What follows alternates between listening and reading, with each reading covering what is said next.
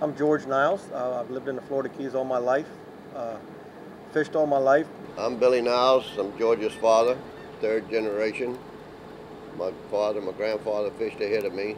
The Niles family has been lobster fishing in the Florida Keys for 100 years. I've been doing it now since I was 12 years old. I'm 71, so I've been doing it over 50 years. Seen a lot of changes in it. A lot of good times, a lot of bad times. This year is the worst of times.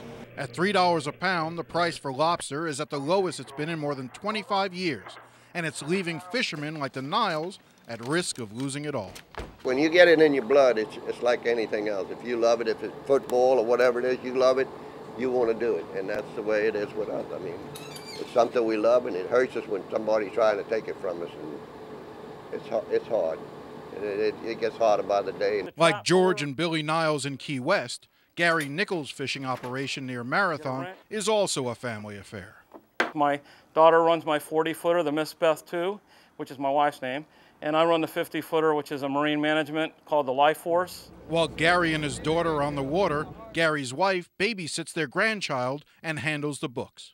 Yesterday she paid out about $12,000. My income for last week was about $10,000. My line of credit's starting to shrink down. When you can buy lobster cheaper than hamburger, it's just an insanity. To make a decent living in the Keys with a high cost of living, we need above $5. At $4, you might be able to pay your bills, pay your expenses to run your everyday business. At $3, you're going backwards. Like the coral reefs, the lobster fishermen of the Florida Keys are increasingly endangered. It's a trend that has been building for more than a decade.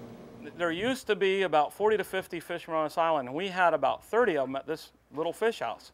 Now there is about 5 fishermen left on the island. Boat insurance can cost $10,000 a year, permits and fees another $5,000, and every time the boat leaves the dock, it's $500 for diesel and another $300 for the crew.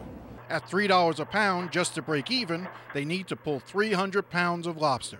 On this day, Gary's daughter had pulled only 100 pounds.